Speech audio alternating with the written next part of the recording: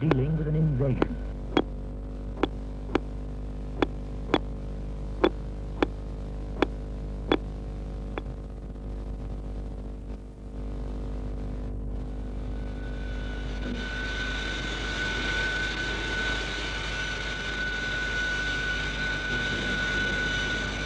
This man's dealing with an invasion. The invaders are inside this bad tooth. He's getting some of them out. They're so small you can't see them. They're put into a kind of broth which will keep them alive.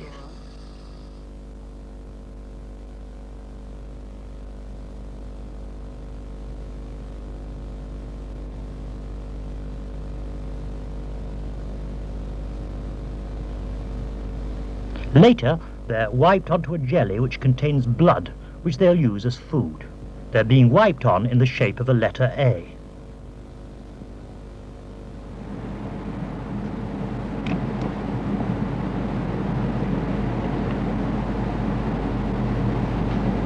After 24 hours in an incubator at body temperature, the invaders have multiplied. There are many more of them.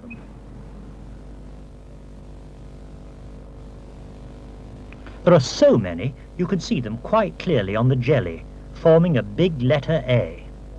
These are bacteria, germs from the decaying tooth. They're invaders. In this film, we're going to look at some of the ways in which invaders can get into your body. One way is through a hole in a tooth like this. This model shows what happens inside the infected tooth. There's the hole, the cavity, and an abscess has formed here in the soft interior of the tooth. This causes great pain, and the bacteria may pass down the root canal and infect your whole body.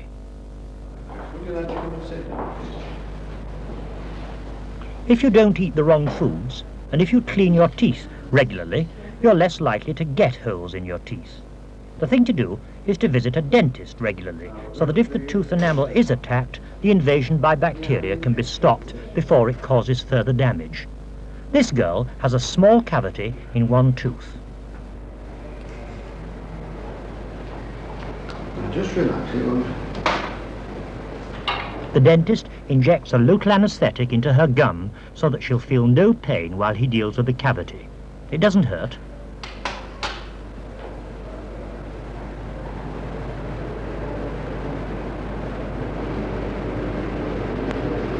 How was that? Let's have a rinse. Would you please?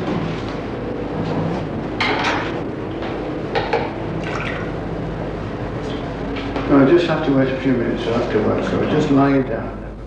Just tell me that, please. It's all right, okay? It's just a second walk from the floor back. It digs in because I'm checking the box. Two of her upper molars have already had fillings put in where they'd been attacked by bacteria. Now he's going to deal with a little cavity that's appeared here, in this tooth.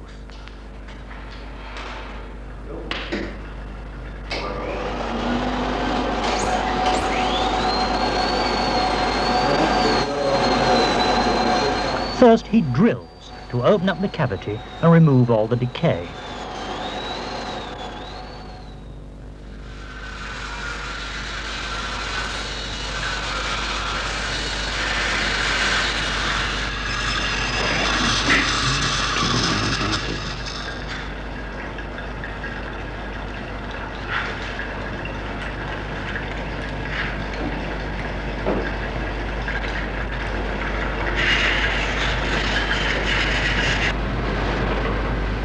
The dental nurse dries the cavity with a jet of air.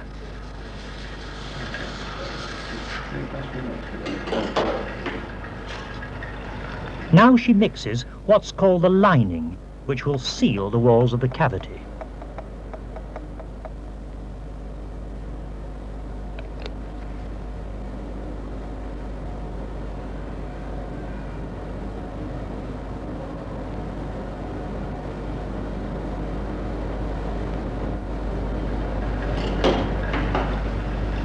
The dentist carefully applies the lining.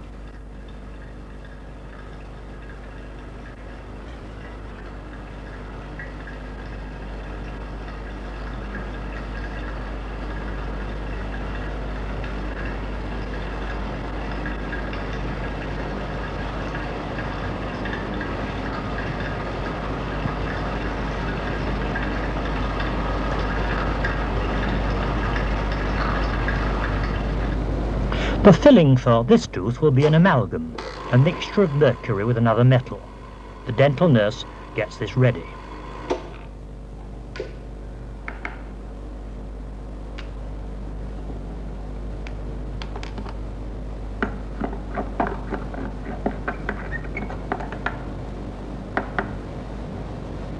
There it is, ready to go into the tooth cavity.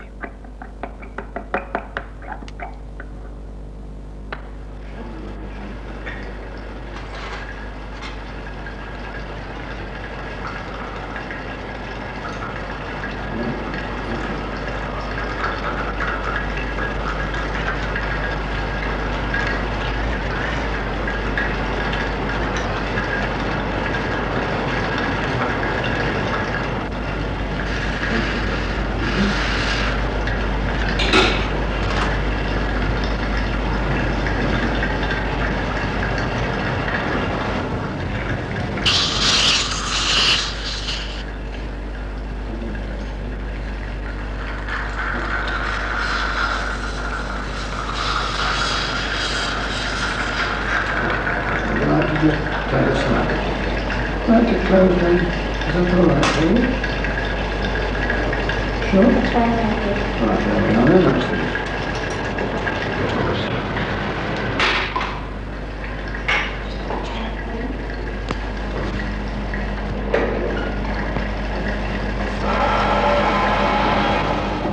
The cavity is now filled and sealed.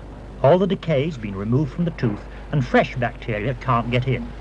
Provided she keeps her teeth clean and avoids eating lots of sweet things, especially between meals, she'll keep her own teeth.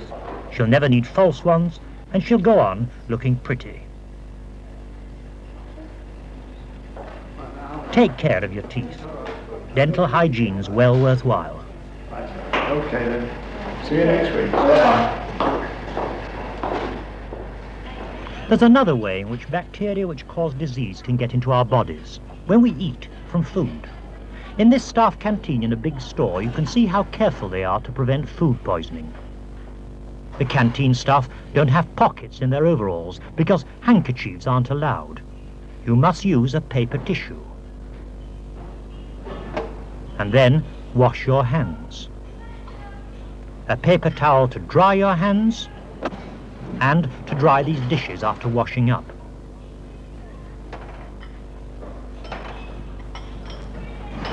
All canteens should be as careful as this in the handling and the cooking of food, just as you need to be careful at home. Leftover foods got rid of immediately.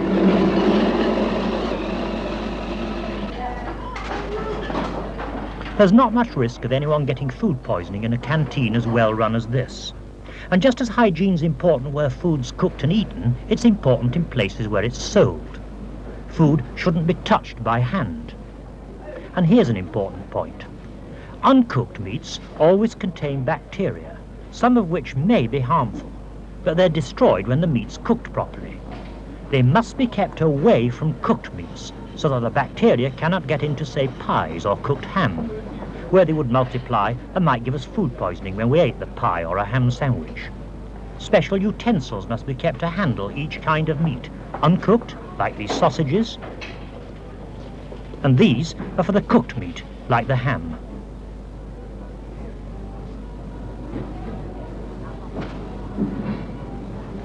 Keep an eye on the way shops handle food. In canteens and in shops, you've the right to clean food. And be just as careful at home.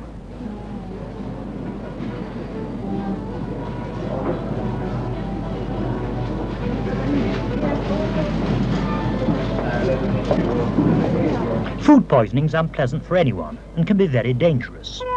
For babies, it's very dangerous. And that's why, if you're bottle feeding a baby, you must make sure that the bottle and the teat and the milk itself are clean and sterile, contain no harmful bacteria.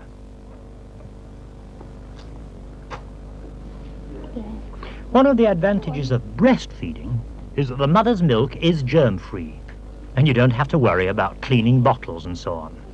Don't like those lights, do they? Bacteria can also get into our bodies to cause illness through the respiratory tract, the nose and throat. That's all, Emma.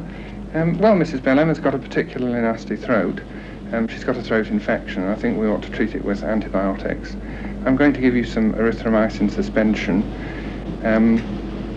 This is an antibiotic, and it's therefore important that she takes the whole thing. The chemist will write on how much she has to take, but it is important that she has the whole course. Okay.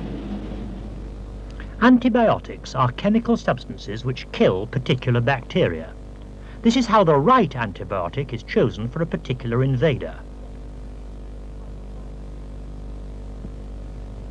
A specimen, a smear, is taken from a person with a particular infection, say from a sore throat, and a spot's put down on some nutrient jelly. The bacteria will feed on the blood the jelly contains and multiply, producing so many bacteria that you can actually see them.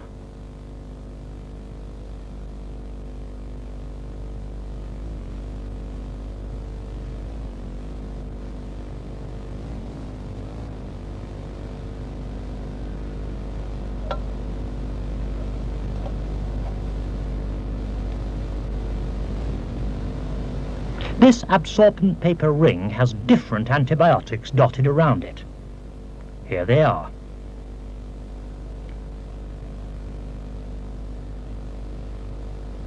The rings placed on the jelly like this.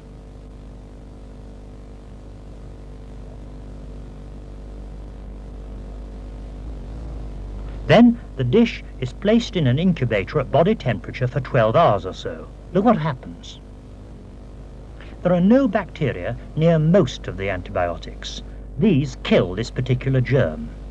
So any of these antibiotics could be used to treat this infection, except this one, which hasn't affected the bacteria and would therefore be no good.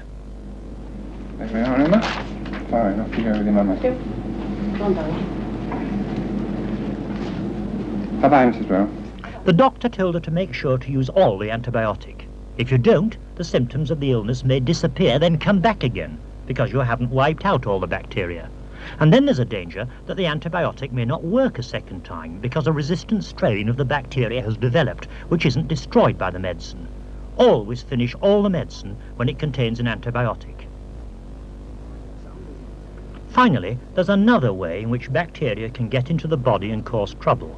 Here's a specialist in diseases which attack in this way. Some diseases are caused by bacteria which enter the body through the sex organs. These cause diseases known as venereal diseases, and the commonest of these diseases is gonorrhea. A few days after a man has caught gonorrhea from a woman who's got the disease, or from another man who's got it, if he's a homosexual, he feels pain when he passes water and gets a discharge of pus from his penis like this. He must get treatment straight away before he infects someone else. It's harder for a woman to know that she's caught the disease, and this makes it very dangerous for her. The infection can quite quickly pass up into her oviducts, the tubes connecting her ovaries with her womb, and if she isn't treated, within a few months she can become sterile, unable ever to have a baby. Anyone, man or woman, who thinks they've caught gonorrhea must get medical help quickly. It's a common disease, and it's quite easily cured using antibiotics. Listen to the specialist again. Gonorrhea in adults cannot be contracted accidentally and cannot be contracted from lavatory seats and the like. It can only be spread from infected to uninfected people during sexual intercourse.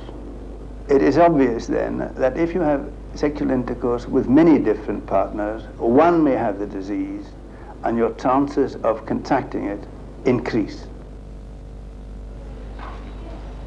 There are other invaders of the body which can cause disease. They're not bacteria, but viruses. Different viruses cause different diseases, from the common cold and flu to things like measles and whooping cough. They're not killed by antibiotics, but you can be protected against many of them by immunization. This is how it works. Here's a part of the blood circulation of a human being. And here's a virus particle that's got into the system. Now, as soon as foreign bodies, virus particles for instance, or bacteria too for that matter, get into the blood, complicated substances called antibodies are produced. Now what these antibodies do is this. They can destroy that particular invader. Antibodies aren't formed until the enemy actually attacks. Anyway, it doesn't look as if viruses can do much harm if we can produce these antibodies to deal with them. Unfortunately, when a virus which causes a disease gets into our blood, it may multiply very rapidly before the antibodies can be produced. Then we become ill. We can't be cured by antibiotics, penicillin and so on, because they don't affect viruses. If only we had antibodies already present in our blood to deal with the invaders the moment they got inside us before they multiplied, there'd be no damage. So what we do is this. So we're going to give an immunisation against diphtheria. So I want you first to turn her over on her tummy this way, like that. Good, that's the idea. That's it. Good. Fine. We deliberately inject the viruses causing the diseases we want protection against into the body. This sounds crazy, but the point is that we use a vaccine which contains a specially produced form of the virus. This isn't so dangerous, and it only gives us a very mild form of the illness. These modified virus particles multiply, cause the body to manufacture the antibody to wipe them out, and then these antibodies remain in the bloodstream after they've done their work. Right. Good. And that's it.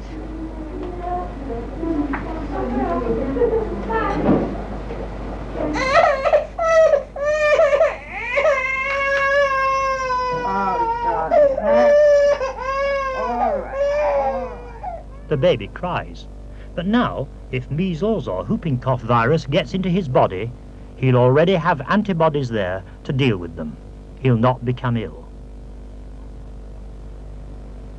Now she's going to have a little spoon of syrup. All right, darling? All right. Some vaccines are given orally, by mouth. They work in the same way. Lovely. Oh, nice. Oh, done. Oh, done. That's it. Beautiful. All babies should be protected against the common dangerous virus diseases in this way, by immunization. That's it. Right. There you are now. So here are your facts for life. Look after your teeth. Eat properly, clean your teeth properly, and visit the dentist regularly. Be careful with food, and make sure that shops and canteens are careful too. The invaders, bacteria and viruses, are always ready to attack. Find out about them and understand how they can be beaten off. Remember that to stay healthy, it's good to start healthy. Make sure your children get the protection they need and deserve. You want to go back to Mummy, really? You'd prefer to, wouldn't you? I think you better have her back. She's not very keen on staying here. She's 9 months now, isn't she? And what sort of things is she doing for you? We're attempting to crawl. You can make a contribution to the last 2 programs in this series by sending in questions or comments from your school. Details are given on page 27 of the Facts for Life Teacher's booklet. Please send your questions as soon as possible.